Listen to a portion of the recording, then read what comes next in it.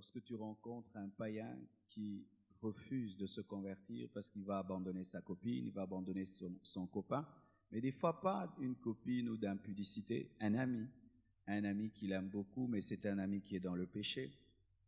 Et d'autres, des fois, la parole de Dieu les trouve, ils sont fiancés, ils veulent se marier, et puis tu prêches au fiancé, le fiancé se convertit. Alors qu'est-ce qu'il va faire avec sa fiancée qui est païenne, ou la fiancée se convertit, qu'est-ce qu'elle va faire avec son fiancé qui est païen? Ce sont des réalités qu'on trouve sur terrain, et nous allons vous donner quelques arguments pour amener de telles personnes à la repentance. Exode 23, verset 2. Exode 23, verset 2. Vous y êtes? Tu ne suivras point la multitude pour faire le mal, et tu ne déposeras point dans un procès en te mettant du côté du grand nombre pour violer la justice. Tu ne suivras point la multitude pour faire le mal. Proverbe 13, verset 20. Celui qui fréquente les sages devient sage, mais celui qui se plaît avec les insensés s'en trouve mal. 1 Corinthiens 15, verset 33. Ne vous y trompez pas, les mauvaises compagnies corrompent les bonnes mœurs. C'est un verset très connu. Et pour terminer, 2 Corinthiens 6, 14 à 17, la Bible dit, 2 Corinthiens 6, 14 à 17, « Ne vous mettez pas avec les infidèles sous un joug étranger, car quel rapport y a-t-il entre la justice et l'iniquité ? Ou qu'y a-t-il de commun entre la lumière et les ténèbres? Quel accord y a-t-il entre Christ et Bélial? Ou quelle part a le fidèle avec l'infidèle? Quel rapport y a-t-il entre le temple de Dieu et les idoles? Car nous sommes le temple du Dieu vivant, comme Dieu l'a dit. J'habiterai et je marcherai au milieu d'eux, je serai leur Dieu et ils seront mon peuple. C'est pourquoi sortez du milieu d'eux et séparez-vous, dit le Seigneur, ne touchez pas à ce qui est impur et je vous accueillerai. Attention aux mauvais amis. Le premier passage que tu donneras à une personne qui refuse de se convertir parce qu'elle a peur de perdre ses amis de péché, la parole de Dieu nous dit dans Exode 23, verset 2, « Tu ne suivras point la multitude pour faire le mal. » Nous savons que sur cette terre, il y a plus de pécheurs que de chrétiens, parce que le chemin large est plus emprunté que le chemin étroit. Et il y a une catégorie de personnes qui ne se sentent à l'aise que lorsqu'elles sont dans la majorité. Elles ont du mal à nager contre courant. Elles ont la paix lorsque ce qu'elles font est fait par tous. Et quand elles font une bonne chose, si ce n'est pas une chose populaire, elles n'arrivent pas à la faire. Et d'ailleurs, c'est le cas de tout homme normal. C'est pourquoi des fois, en matière de mode, vous allez voir, une mode peut sortir avec des gros pantalons, pattes d'éléphant, ce n'est pas beau. Mais si tout le monde porte des pattes d'éléphant, l'homme normal portera des pattes d'éléphant, même si ce n'est pas beau, parce qu'il se sent à l'aise lorsqu'il est dans la majorité. Ainsi, il est emporté par la mode, qu'elle soit bonne ou qu'elle soit mauvaise. Lorsque l'évangile vient dans la vie d'un homme, la majorité des relations que nous avons sont païennes. Alors tu t'imagines, mettons, je suis un jeune garçon, ma vie c'est une vie de boîte. Donc tous mes amis sont impudiques et tous mes amis sont ivrognes. Je n'ai pas un seul chrétien comme ami. Je n'ai pas une seule bonne personne autour de moi. Alors lorsque tu me prêches l'évangile et tu me dis de croire en Jésus-Christ et de renoncer à une vie d'ambiance et une vie de plaisir, de débauche et d'ivrognerie. Donc tu me dis de ne plus aller en boîte et en boîte, c'est là que je retrouve mes amis. Donc je n'aurai plus d'amis. Alors, étant donné que la plupart de ses amis sont dans l'ivrognerie, sont dans une vie de luxure, il y a des gens qui ont peur. Peur seulement d'être seul. Tu dois révéler à cette personne qu'il y a un ami disponible à chaque instant, Jésus-Christ. Alléluia. Bien-aimé, dès le départ, lorsque vous prêchez l'évangile à quelqu'un, vous devez lui présenter l'amitié de Christ et au-delà de l'amitié de Christ, Jésus-Christ qui deviendra son époux et qui sera toujours là. Et j'aimerais parler à certains qui sont ici, comme chaque fois nous faisons des appels à la conversion, il se peut que depuis que tu t'es converti, tu te sens très seul. Avant ta conversion, tu étais très entouré, tu avais beaucoup d'amis, mais depuis que tu t'es converti, c'est comme si Jésus-Christ t'a volé tous tes amis. En soi, il ne t'a pas volé tes amis, il t'a délivré. Amen. Il t'a libéré de ces personnes qui étaient en train de détruire ta vie.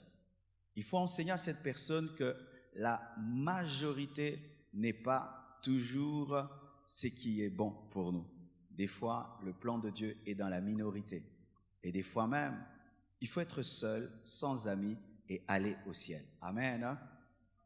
Et là même, j'aimerais faire une parenthèse. Lorsque même vous venez à l'église et vous donnez votre vie à Jésus-Christ, il ne faudrait pas forcer les amitiés.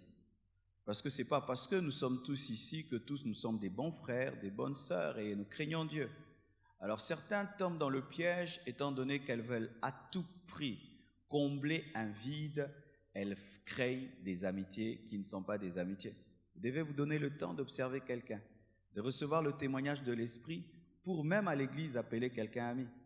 Dans le domaine de l'amitié, tu as le droit de choisir tes amis, mais tu as le devoir d'aimer tout le monde. Amen. Mais tu as le droit de choisir tes amis. Mais tu dois aimer tout homme, mais ce n'est pas tout le monde qui doit être ton ami. Alors fais très attention, tu viens du monde, tu avais beaucoup d'amis païens, et quand tu viens à l'église, tu veux aussi beaucoup d'amis, tu auras beaucoup d'amis charnels, des chrétiens charnels qui vont t'empêcher de grandir spirituellement. C'est lorsque vous voyez une conversion qui est bâclée.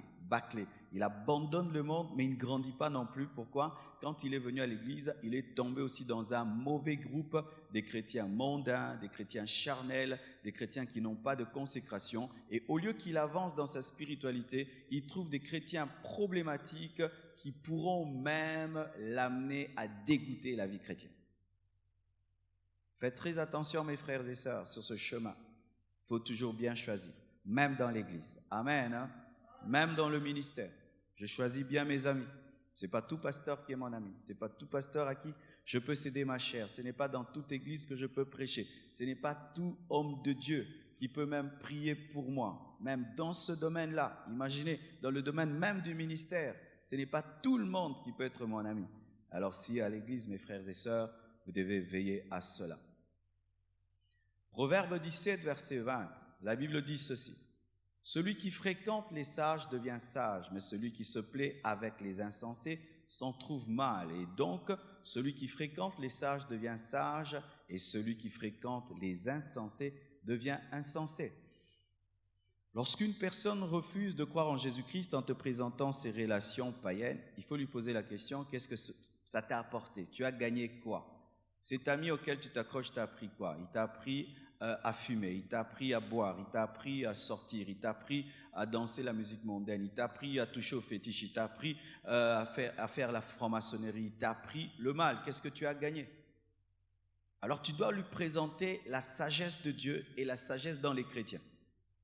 Dieu te donnera des amis chrétiens remplis de sagesse et par leur fréquentation, tu deviendras sage. Amen. Tu peux même lui proposer ton amitié, lui disant « Moi, je serai ton ami et ma fréquentation te remplira de sagesse. » Car souvent, dans le domaine des amitiés, les païens ne font pas de bilan. Au jour le jour, ils vivent. C'est mon ami, on sort, on revient, on sort, on revient, on cause, on boit, on parle. Mais rarement, les païens font un bilan de leurs relations. Ils font souvent un bilan des relations dans le domaine de l'argent. Depuis que je suis avec cet ami, je gagne plus d'argent, oui. Mais rarement, ils font un bilan spirituel. Avant de le connaître, est-ce que j'avais telle vie de péché? Non, ils ne font jamais de tels bilans.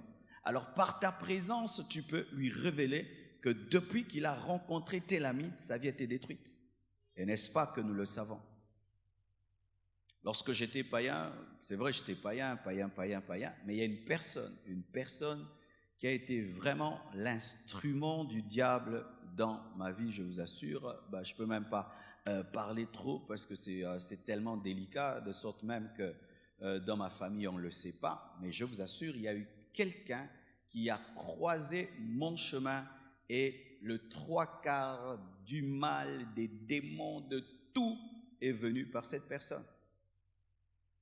Mais quand tu es païen, tu es content de cette personne. Mais avec du recul, lorsque tu te convertis, tu te dis, mais au fait, ma vie vraiment a pris une mauvaise tournure depuis telle personne. Alors si tu amènes le païen à faire un bilan de ses amitiés, de ses relations, tout d'un coup, Dieu, par le Saint-Esprit, peut l'aider à ouvrir les yeux, se rendre compte. Mais au fait, ça, ce n'est pas un ami, c'est un instrument du diable dans ma vie. C'est une porte d'entrée des démons. Alléluia. Car il est possible de s'attacher à quelqu'un, croyant que c'est une ceinture en or, alors que c'est un serpent. Amen. Hein? Alors du coup, oh mais non, au fait, ce n'était pas une ceinture en or, c'était un serpent. J'étais attaché à un serpent, je pensais que j'étais attaché à un bijou. Un autre passage, 1 Corinthiens 15, verset 33, la Bible dit ceci, « Ne vous y trompez pas. Les mauvaises compagnies corrompent les bonnes mœurs. » J'aime bien ce que Paul dit. Ne vous y trompez pas. Vous savez pourquoi? Parce que l'homme se trompe toujours en matière de compagnie. Il pense que quelqu'un de mauvais, de nuisible peut le fréquenter sans que sa vie ne soit détruite. L'homme a souvent des prétentions spirituelles au-delà de sa force. C'était ça même Pierre. Pierre pensait qu'il pouvait résister devant la mort. Mais Jésus-Christ lui a dit, tu me régneras. Non, je ne le ferai pas. Tout le monde peut le faire sauf moi. Il se surestimait. Il pensait qu'il était plus fort qu'il ne l'était réellement, jusqu'à ce qu'il soit confronté à sa destinée. Et là, il a régné Christ. Et il y a des gens qui pensent comme ça. Non, pasteur, je peux me convertir, mais je continue à avoir des amis qui vont tout le temps en boîte. Ça va, ils ne vont rien me faire. Ne vous y trompez pas. Je peux avoir un ami impudique et moi, je serai pur. Il ne me fera rien. La Bible dit, ne te trompe pas. Je peux fréquenter quelqu'un qui est occultiste et tout, ça ne me fera rien. Ne vous y trompez pas. Certains même, ils vont même en boîte et dimanche à l'église, mais ça ne fait rien, ça ne me fait rien. Ma foi, c'est à l'intérieur. Ne vous y trompez pas. Ne vous y trompez pas. Et même, ils utilisent certains passages d'amour. Non, mais il ne faut pas les éviter, il ne faut pas les éviter. C'est vrai, il ne faut pas les éviter. Ce ne sont pas des démons. Tu vas vers eux pour les influencer, mais ils ne sont plus tes amis, ça devient des connaissances. Lorsque quelqu'un reçoit Jésus-Christ dans sa vie, ses amis païens deviennent des connaissances, mais ils ne sont plus amis. Amis, fini.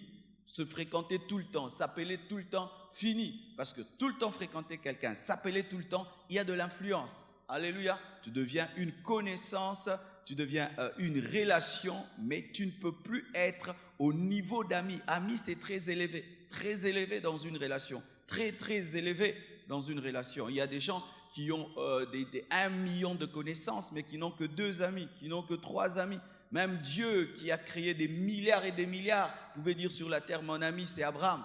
Alléluia. Donc, amis, faites très attention, ne vous y trompez pas. Les mauvaises compagnies corrompent les bonnes mœurs. En Afrique, n'est-ce pas que nous disons qu'un fruit pourri pourrit tous les autres? Et c'est vrai.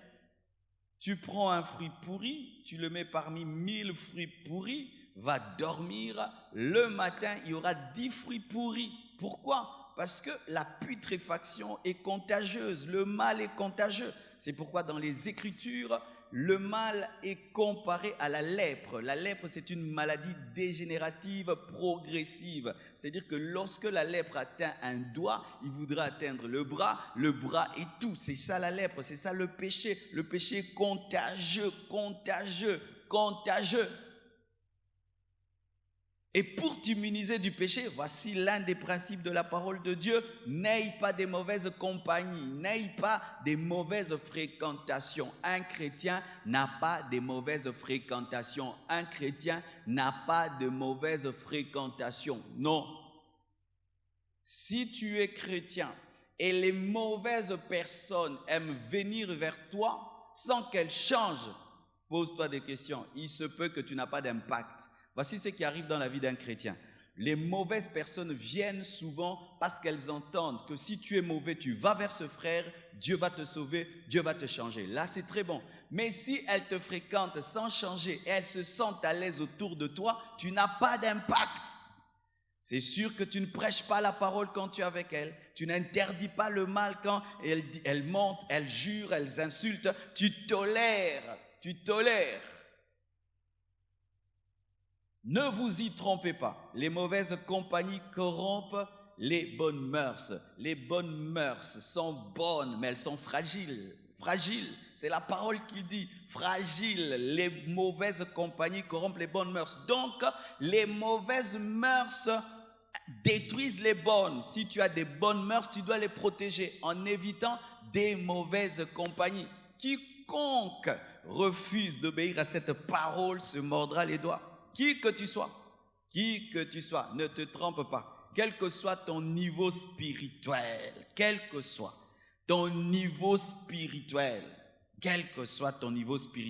si seulement tu dis que ce verset-là, c'est pour les bébés spirituels et tout, fais très attention. Même moi, je ne peux pas avoir un mauvais ami. Jamais. Tu es mon ami, je vois que le mal entre en toi, je te parle, change. Tu refuses, je vois que tu deviens l'ami du péché, je fuis. Je continue à prier pour toi de loin. Quand je peux te voir, je te conseille, mais je t'enlève dans l'amitié. Pourquoi? Parce que si tu demeures mon ami, tu m'influenceras. Ce sont les faibles qui restent debout. Ceux qui prétendent être forts finissent par tomber. Amen. Ne va jamais dans une guerre dans laquelle Dieu ne s'est pas engagé. Amen. Et Dieu ne s'engage pas à te laisser parmi des mauvaises fréquentations. Il te dit de fuir les mauvaises fréquentations. Et toi, si tu veux l'amener dans une guerre qui n'est pas la sienne, tu seras confondu, qui que tu sois.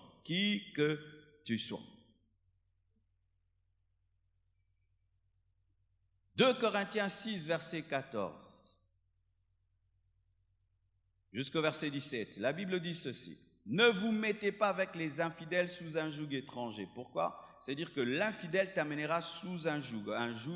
Le joug, c'est ce qu'on mettait aux animaux pour les diriger. Et le joug, c'est une alliance. Car quel rapport y a-t-il entre la justice et l'iniquité? Il n'y en a pas, parce que c'est une question. Nous répondons, quel rapport y a-t-il entre la justice et l'iniquité? Il n'y en a pas. Ou qu'y a-t-il de commun entre la lumière et les ténèbres?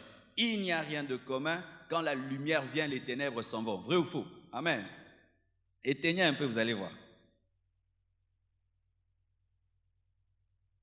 Éteignez vraiment d'éteigner.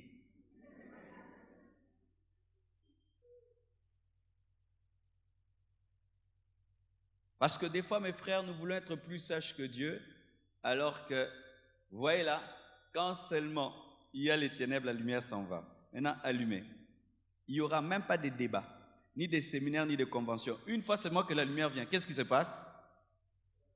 Mais nous voulons ténèbres, lumière, ténèbres. Nous voulons vivre quoi? Avec un abat-jour spirituel.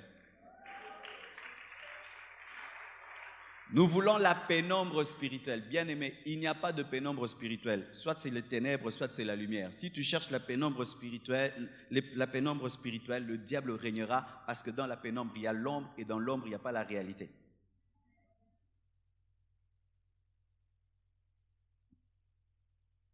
Encore un autre verset. Ne vous mettez pas avec les fidèles sous un joug étranger, car rapport y a-t-il entre la justice et l'iniquité? Et qu'est-ce qu'il y a de commun entre la lumière et les ténèbres? Quel accord y a-t-il entre Christ et Bélial? Bélial, c'est Baal. Est-ce qu'il y a une relation entre Christ et Bélial? Et Bélial symbolise aussi le diable. Et quelle part a le fidèle avec l'infidèle? Aucune part. Amen. Quel rapport y a-t-il entre le temple de Dieu et les idoles? Aucune, car nous sommes le temple du Dieu vivant. Qui croit qu'il est le temple de Dieu? Amen. Comme Dieu l'a dit, j'habiterai, je marcherai au milieu d'eux, je serai leur Dieu et ils seront mon peuple. C'est pourquoi, sortez du milieu d'eux. C'est moi qui le dis? C'est moi qui le dis? Sortez du milieu d'eux et séparez-vous.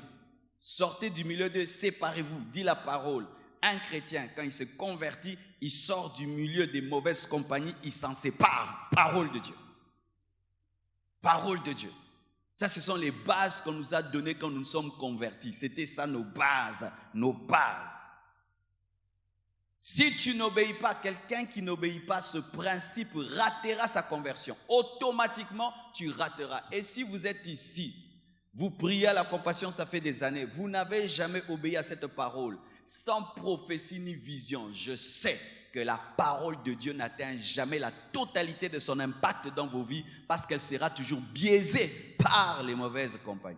Toujours biaisée par les mauvaises compagnies. C'est pourquoi sortez du milieu d'eux et séparez-vous, dit le Seigneur. Ne touchez pas à ce qui est impur et je vous accueillerai. Pour que Dieu t'accueille, tu dois te libérer des mauvaises compagnies.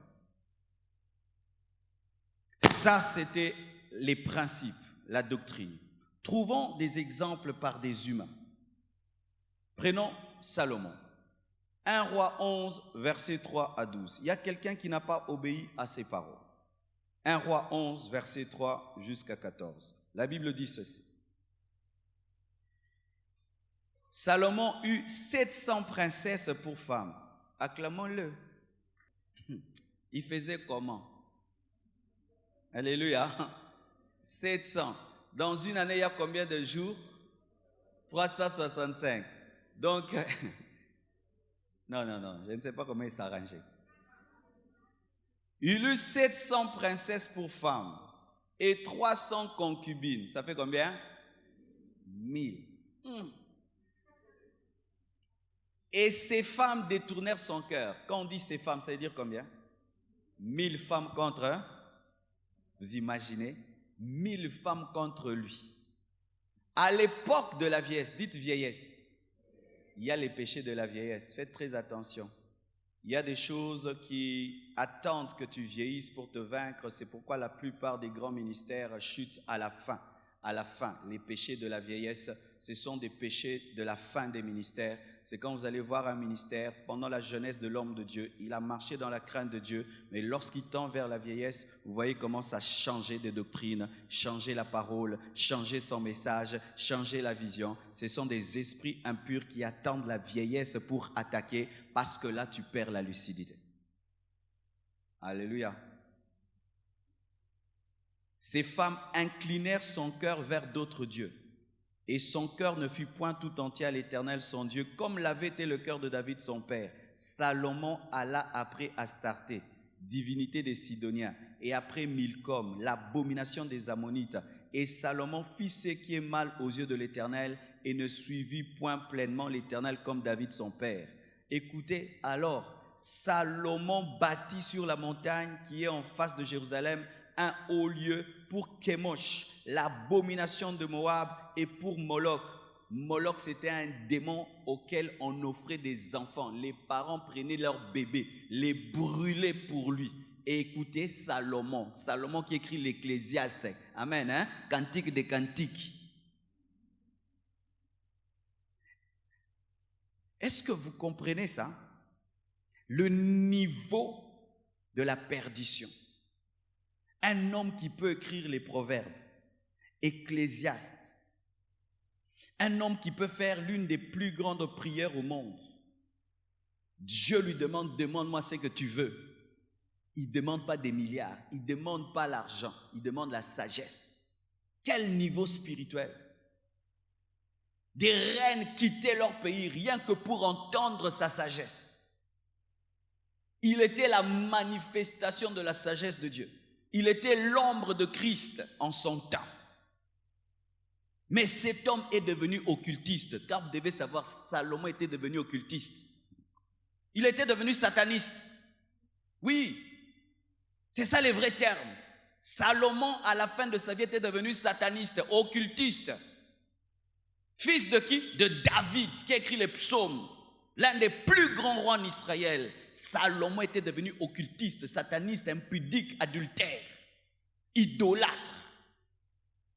Lui-même, avec l'argent que Dieu lui a donné, Salomon a construit des temples pour des démons. Tu es plus que Salomon. Quand la Bible présente un tel homme et ne cache pas sa fin, j'aime beaucoup la sincérité de la Bible. Dieu ne cache pas les erreurs de ses serviteurs afin de révéler que seul Christ est parfait. Alléluia. Est-ce que je peux vous parler? Salomon, comment est-il arrivé là? Parce qu'il n'a pas obéi à la parole.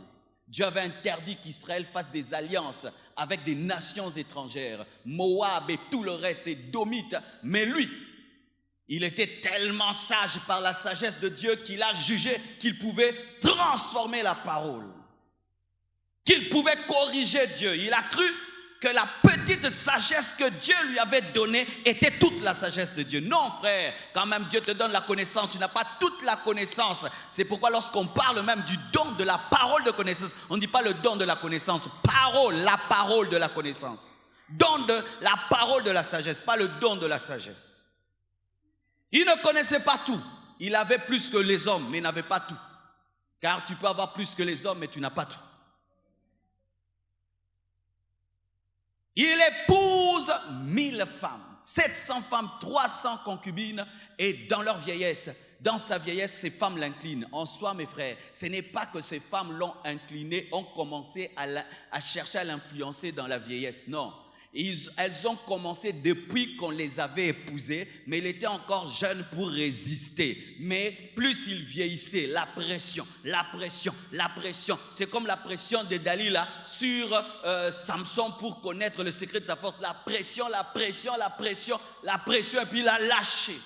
Et qu'est-ce qui arrive? La fin de sa vie est chaotique de sorte que Dieu le punit et le maudit. Mais il dit, pour David, je ne le ferai pas pendant que tu es vivant, je le ferai après toi. C'est-à-dire que Dieu le bénit à cause d'un mort. Quand Dieu commence à te bénir pour un mort, c'est-à-dire que toi-même, tu ne sers plus à rien. Il doit se souvenir de quelqu'un qui est mort pour te faire du bien. C'est-à-dire que toi, là, tu n'es rien. Alors pour David, j'ai fait quelque chose. Et à cause de lui, il y a ce qu'on appelle le schisme en Israël. La division, Israël et Juda, à cause de lui. Et il engendre un Roboam, encore un autre pécheur. Depuis lui, tout est parti en vrille. Pourquoi? Les mauvais amis, les mauvaises relations. Car tu ne peux pas épouser sans être ami. Alléluia. Faites très attention. Bien-aimés, faites très attention. C'est pourquoi des fois qu'on applique la parole, oh tu es méchant. Bien-aimé, non, je ne suis pas méchant, je suis humble, je reconnais mes limites, je reconnais ma capacité d'être influençable, alors je me garde. Mais quand tu penses que toi, personne ne peut t'influencer, fais attention. Les hommes qui ne veillent pas sur leurs relations sont des orgueilleux. Oui, sont des orgueilleux. Donc tu penses que Dieu, quand il dit, faites attention aux mauvaises compagnies, les mauvaises compagnies corrompent les bonnes mœurs. Toi, tu dis, oh, c'est pas pour moi. Moi, mes mœurs sont tellement solides et rigides, enracinées. Seigneur va le dire à quelqu'un d'autre, moi, je suis trop fort. Tu es plus que Salomon. Est-ce que tu as déjà lu Proverbes pour comprendre à quel niveau cet homme avait la sagesse? Tu as déjà lu les cantiques de cantiques pour comprendre à quel point cet homme était inspiré? Tu as déjà lu Ecclésiaste pour comprendre à quel point cet homme était profond? Mais cet homme, malgré sa profondeur, à cause de l'influence, a été satanique, occultiste, idolâtre. Cet ami-là ne me fera rien. Il ne te fera rien aujourd'hui, mais dans ta vieillesse. La vieillesse, ce n'est pas toujours l'âge quand tu as 80 ans, les temps de faiblesse. La vieillesse. Pendant que tu es fort, tu peux lui résister, tu reviens d'une retraite, tu vas souvent à l'église, mais un temps tu passes par des moments de faiblesse, car il arrive à tout le monde de passer par des moments où il est faible, c'est quand ils vont se manifester. Si Salomon a connu cela, et alors toi? Et vous allez voir Néhémie, dans Néhémie 13, verset 23. Lorsque Néhémie rencontre les Juifs, voici, il parle encore de Salomon. Il dit quoi? À cette même époque, je vis des Juifs qui avaient pris des femmes asdodiennes, ammonites, moabites.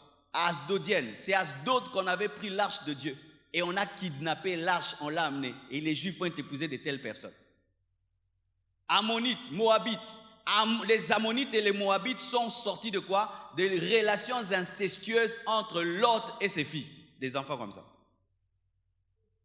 La moitié de leurs fils parlaient l'asdodien et ne savaient pas parler le juif. C'est-à-dire que quand ils se sont mariés à des asdodiens et à des moabites, leurs enfants ne parlaient plus hébreu. Des hébreux qui ne savent pas parler hébreu. Et ainsi, ils ne connaissaient plus la langue par laquelle Dieu passait pour parler. Et comment est-ce qu'ils allaient maîtriser les Écritures et la parole parce que la parole est en hébreu?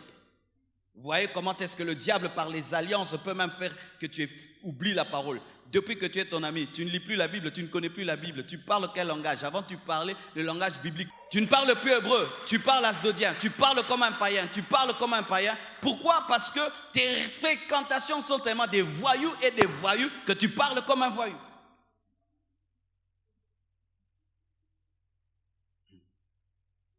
La moitié de leurs fils parlaient asdodien et ne savaient pas parler juif. Ils ne connaissaient pas la langue de tel ou tel peuple. Ils ne connaissaient que la langue de tel ou de tel peuple. Je leur fis des réprimandes et je les maudis. J'en frappais quelques-uns. Mais c'est écrit dans la parole. Je ne sais pas de frapper, hein? Mais c'est pour révéler à quel point Dieu avait la haine de ces choses.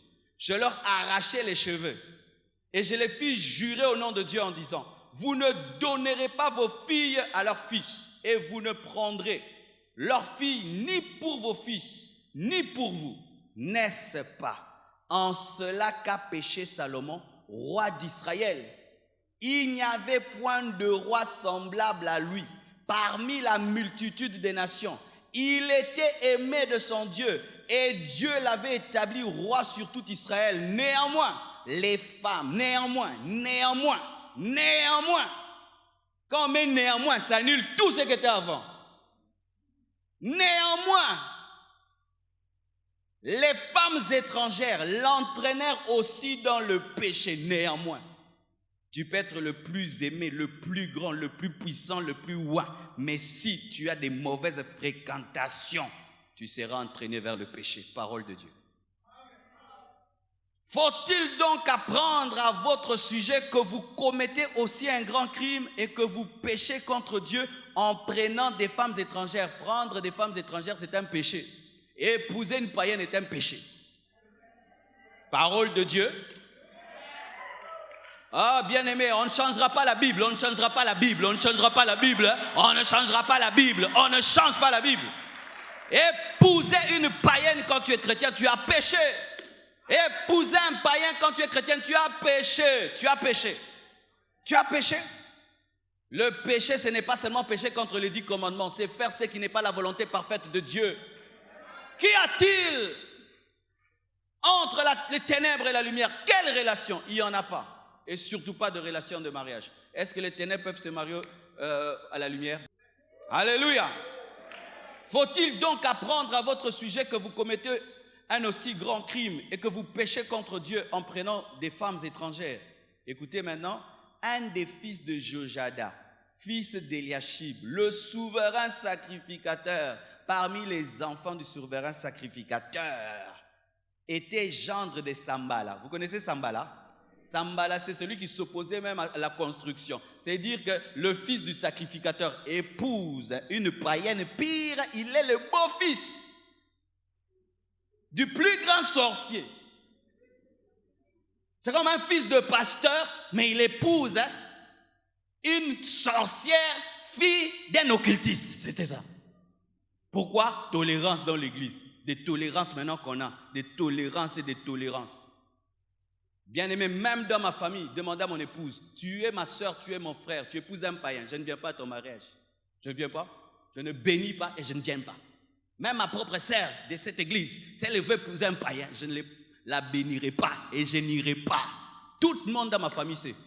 Tu épouses un païen, on ne va pas te présenter ici. Faites vos choses là-bas. Amen. Hein? Faites vos choses là-bas, faites vos choses là-bas. Et ne venez pas nous dribbler ici et puis on vous bénit aussi tout cas.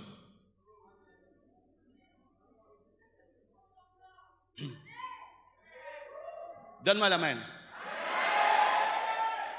Certaines personnes, lorsqu'ils n'arrivent pas à convertir leur fiancé, alors ils leur font porter la peau des chrétiens. Mais sache que si tu changes le phénotype, tu n'as pas changé le génotype. C'est pourquoi vous voyez, tu peux changer la peau, elle devient claire, mais quand tu enfantes, mouindou, pourquoi? Les gènes n'ont pas changé, c'est la peau qui a changé.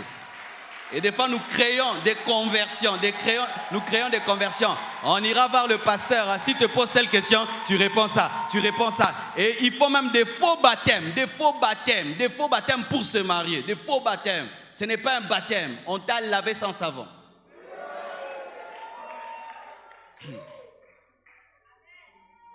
Je peux te parler? Quand tu as un fiancé païen, et puis tu viens nous tromper ici en l'habillant de chrétienté, mais c'est toi qui vas vivre avec lui, est-ce que c'est nous? C'est comme si tu es un cadavre, maintenant tu le fais porter des habits, du parfum, maintenant qui va vivre avec ces cadavres? Qui va sentir son odeur? Qui va? C'est toi? Alors tu te trompes toi-même, arrêtez ces choses. Vaut mieux mourir célibataire, aller au ciel, hein, qu'épouser un mort, Oui, la priorité de la vie chrétienne, ce n'est pas le mariage, mais c'est le mariage avec Jésus. La priorité de la vie chrétienne, ce n'est pas le mariage. C'est aller au ciel. Combien de compromissions autour du mariage? Et cela a commencé depuis longtemps. Depuis le temps de la Bible, c'était parmi les armes favorites des démons. Chaque fois qu'Israël était dans la puissance, dans la sainteté, et que les nations étrangères n'arrivaient pas à contrôler Israël, qu'est-ce qu'ils faisaient? Ils envoyaient des femmes. Allez avec eux. Comme ça, ils vont vous marier. Quand ils vont vous épouser, vous allez les influencer à adorer des faux dieux. Et nous connaissons leur Dieu. Il est jaloux. Une fois qu'ils vont pécher, Dieu va leur abandonner. Leur force n'est pas leur armée, c'est la présence de Dieu. Faites tout pour que Dieu s'en aille.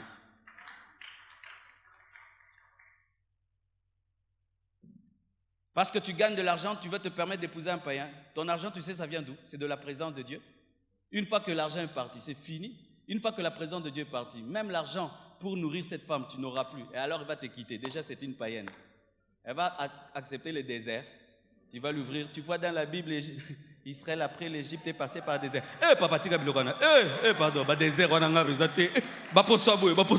Désert. Pardon.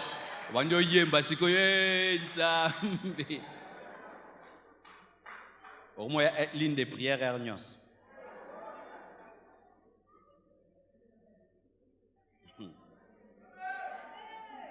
Je parle à moi. Paul, quand il prêchait, disait quoi? Je suis pur de votre sang. Je vous dis tout. Je suis pur de votre sang. Amen. Hein? Si vous allez faire des mariages qui vont vous faire pleurer, je suis pur de votre sang. Le mariage n'est pas une convention, n'est pas une croisade.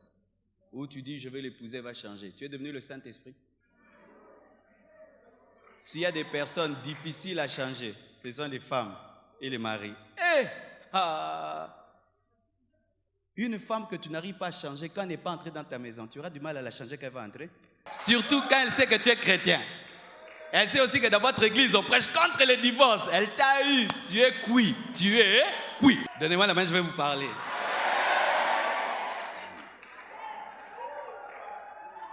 Vous vous trompez. C'est quand on est fiancé qu'on est très dur. Parce que là, tu as le pouvoir d'arrêter ou de continuer. Mais une fois que tu es épousé, même si tu es dur, au salini. Parce que nous-mêmes, on viendra te suspendre. Oh, cette femme ne prépare pas pour moi. Quand je reviens du boulot, tu la tapes. Je te suspends. Oh non, quand je vais vivre avec elle, elle va voir comment je l'aime, elle va changer. Vraiment. Hein? Dis à ton voisin, ne t'y trompe pas. Dieu te dit, ne te trompe. C'est-à-dire, tu vas dans une guerre parce que toi, tu tabasses les gens dans votre maison. Maintenant, tu vois un karatéka, tu le vois, tu dis, je vais les taper. On te dit, ne te trompe pas. C'est ça. Ne te trompe pas. Ne te trompe pas. Oh. Voici encore un autre exemple. Akab. Dans 1 Roi 16, versets 30 jusqu'à 33, la Bible dit ceci. Akab, fils d'Omri, fit ce qui est mal aux yeux de l'Éternel, plus que tous ceux qui avaient été avant lui. Il a battu les records du péché. Écoutez maintenant, comme si c'eût été pour lui un peu de choses de se livrer au péché de Jéroboam. Le péché de Jéroboam, c'était l'idolâtrie. Fils de Nébat, Il prit pour femme Jézabel, fils d'Étabal, roi des Sidoniens, et il alla servir Baal et se prosterner devant lui. Il éleva un autel à Baal dans la maison de Baal qu'il bâtit à Samarie, et il fit une idole d'Astarté. Akab fit plus encore que tous les rois d'Israël qui avaient été avant lui pour irriter l'Éternel, le Dieu d'Israël. Le père déjà d'Akab s'appelait Omri. Lui-même déjà avait battu les records du péché. Quand son fils Akab est venu, il est devenu roi. Il a battu les records des papas. Mais au lieu de s'arrêter là, il va épouser maintenant Jézabel, une païenne remplie de démons adorant Baal et Astarté. Et cette femme lui donne l'accélérateur encore du péché. Et comment ils finissent? Tués comme des chiens. Jézabel est tuée comme une chienne. Akab est tué sur le champ de guerre. Bien-aimés frères, les mauvaises compagnies accélèrent le péché. C'est dire quoi? Tu as déjà un péché, tu luttes avec. Au lieu que ça vienne freiner, ça t'accélère. Tu vois, tu as déjà un problème. Tu couches avec les célibataires. Quand maintenant Jézabel vient, tu couches maintenant avec les mariés. Toi, tu prenais la bière. Quand il vient, tu prends maintenant les whisky.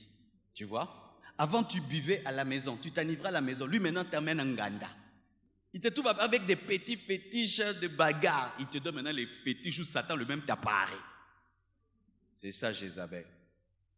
Des compagnies qui, au lieu de freiner le mal en toi, leur présence l'accélère. Et t'approche de ta tombe rapidement.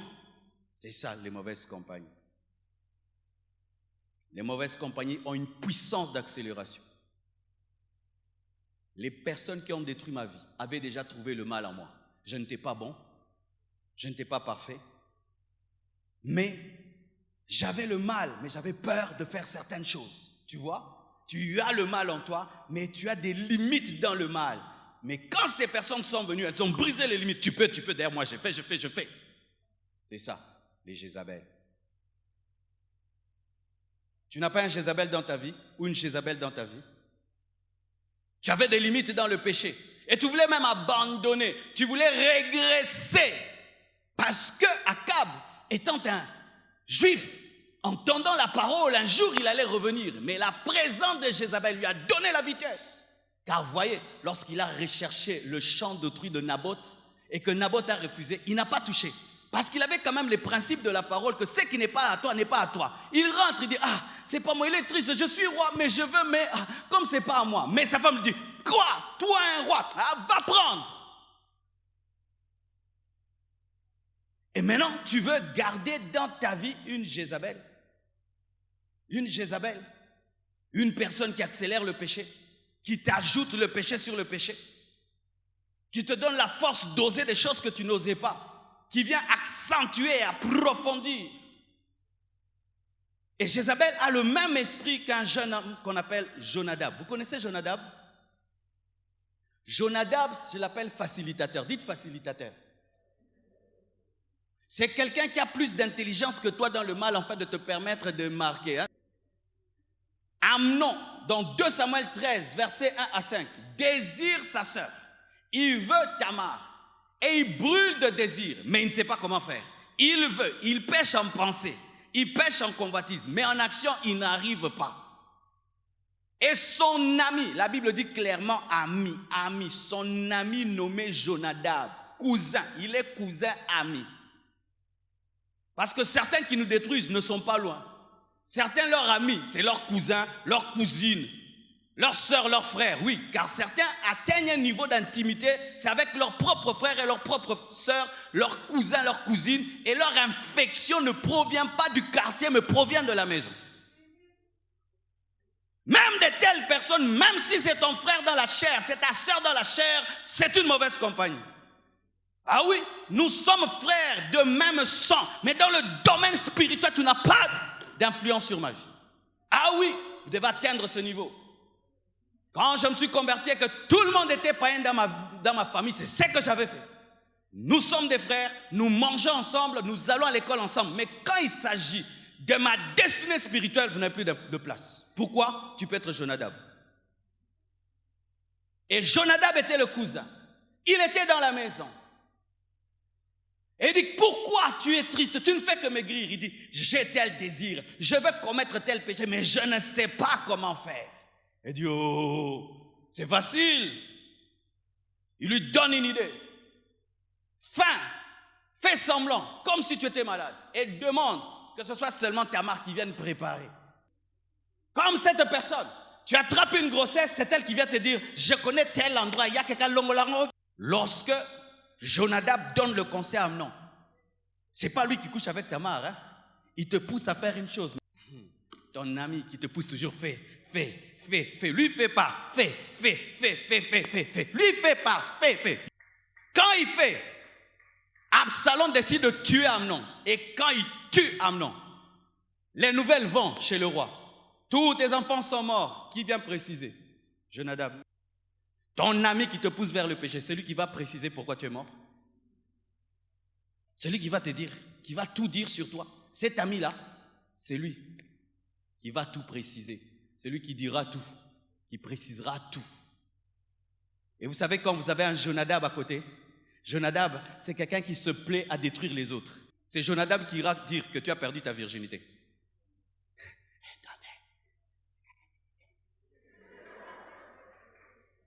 Jonadab. Oui, presque toutes les filles qui ont perdu leur virginité ont rencontré Jonadab. Tu as déjà connu un homme? Non. À ton âge, tu seras frigide, tu seras stérile. Écoutez des choses qu'on vous dit.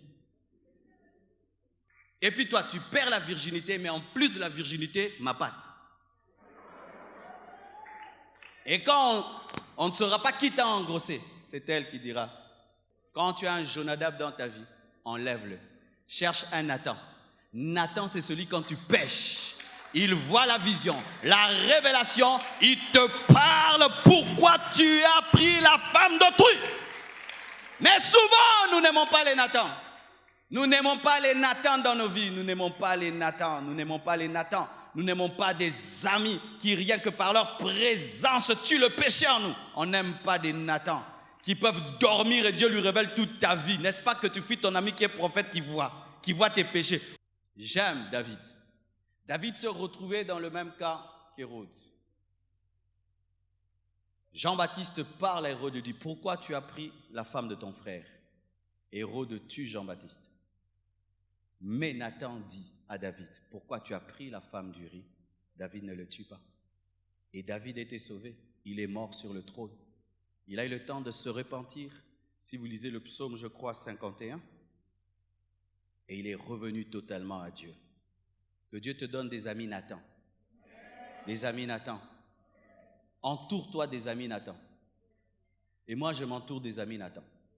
Qui peuvent entendre, tu as prêché ceci, te dit non, il ne faut pas dire ça. Tu fais telle chose, non, il ne faut pas prendre une telle décision. Non, ça, il faut veiller. Ça, il faut veiller.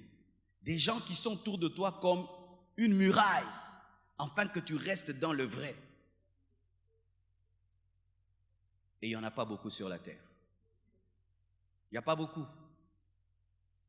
Car l'homme aime tellement avoir des relations qu'il est prêt à flatter pour les garder. Il est prêt à fermer les yeux sur tes péchés. Il est prêt à sauter ce que Dieu a dit. De sorte que dans une prophétie, il te donne la bonne chose et la bonne chose au milieu, il ne te dit pas. Et si tu as dans ta vie un Nathan comme ami, garde-le comme on garde un trésor. Tu es parmi les personnes les plus bénies sur la terre. Et si tu as perdu un Nathan, va le chercher. Dis-lui, reviens dans ma vie. Je te donne le droit de me ramener sur le chemin chaque fois que je vais dévier. Je t'assure, tu es béni. Tu es béni. Et si Dieu t'a donné un pasteur Nathan, ne fuis pas cette église.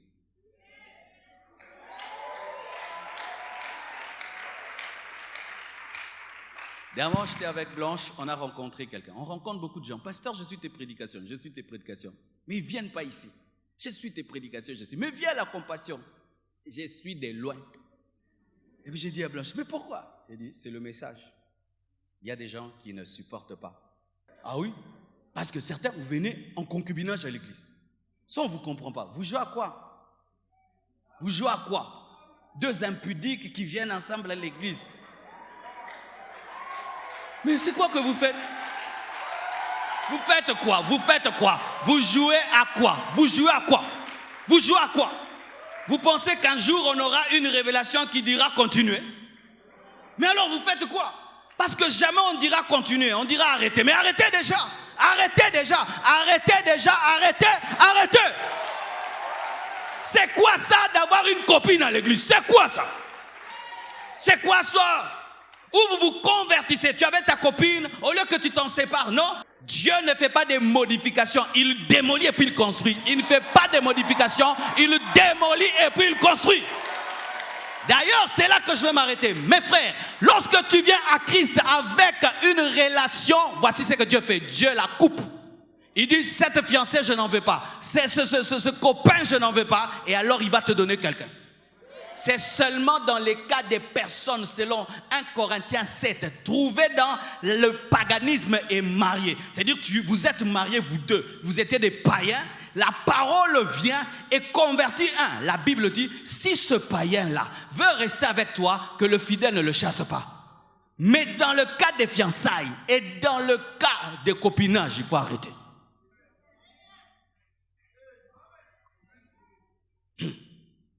Voici. Toi, tu es païen. Tu aimes une fille, d'accord? Quand on est païen, est-ce qu'on aime une fille pour les caractères? Ah, peut-être vous étiez des bons païens. Mais nous, c'était pour staffer. Écoute, maintenant quand toi tu es païen, une fille, elle aime un garçon pour l'argent. Elle peut aimer un garçon pour le plaisir. Mais il n'a pas les caractères d'un bon père, n'a pas le caractère d'un bon mari. Maintenant, quand tu viens à Christ, la parole de Dieu te touche. Le critère sur la base de laquelle tu as choisi n'est pas de Dieu. Qu'est-ce que Dieu va faire? Dieu va construire maintenant sur ça. Voyez ce qui se passe. Lorsqu'on a pris la deuxième équipe des architectes, est-ce qu'ils ont construit sur la fondation des autres? La première chose qu'ils m'ont dit, pasteur, jamais un ingénieur ne peut construire sur la fondation de quelqu'un sans vérifier. Et ils ont vérifié, ils ont trouvé que ce n'était pas comme ils voulaient, ils ont refait une autre. Peut-être l'autre voulait construire une maison à un étage, lui fait faire 4 étages. Maintenant, quand vous vous engagez, vous êtes des païens. Quel était le but? C'était quel le but? Quand j'étais païen, je ne savais pas que je serais pasteur. Tu es païen, tu ne sais pas qui tu seras parce que tu n'as pas encore rencontré l'architecte de ta vie. Alors tu bâtis ta vie comme tu veux. Maintenant tu rencontres l'architecte de ta vie, te révèle que tu vois toi, tu seras un missionnaire dans un pays de persécution. Maintenant la fiancée que tu as là, la païenne là, elle n'a pas cité. Voici ce qui arrive. Même si toi tu te convertis, ta fiancée se convertit, vous devez vous séparer. Pourquoi? Vous ne vous êtes pas rencontrés dans le plan parfait. Et voici ce qui peut se passer. En vous convertissant, vous restez des amis parce que l'autre s'est converti aussi quand même. Mais Dieu peut te révéler que dans son plan, elle n'était pas dedans. Et Dieu te donne quelqu'un d'autre. Et Dieu peut lui révéler que dans le plan de sa vie, tu n'étais pas dedans. Mais Dieu peut faire que si vous renoncez, Dieu peut ressusciter. Ainsi, ce n'est plus votre plan, ça devient son plan. Mais vous devez oser laisser la relation mourir parce que Dieu ne ressuscite que ce qui est mort, pas ce qui est demi-mort. Donne-moi la main, je vais t'expliquer. Certains, vous faites ceci. Tu avais une dans le monde, vous vous convertissez, vous venez ici. Maintenant, vous maîtrisez dans musica. Frère, Non. Tu la laisses libre à l'église. Et si un frère veut l'épouser, qu'il l'épouse. Mais si c'est la femme de ta vie, personne ne l'épousera, Dieu te la rendra. Le plan de Dieu est plus qu'un 4x4. N'aie jamais peur du plan de Dieu. Ce qui est à toi, car l'homme ne reçoit que ce qui lui est envoyé du ciel.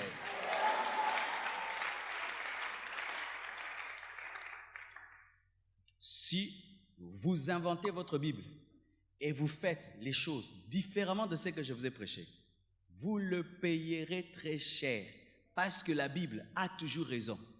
Demandez à Salomon. Que Dieu vous bénisse abondamment.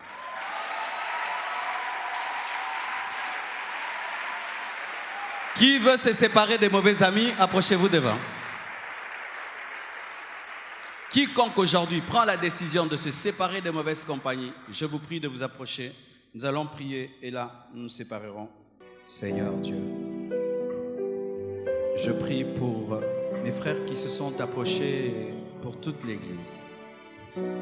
Donne-nous de comprendre la puissance des relations, la puissance des amitiés, la puissance des fréquentations.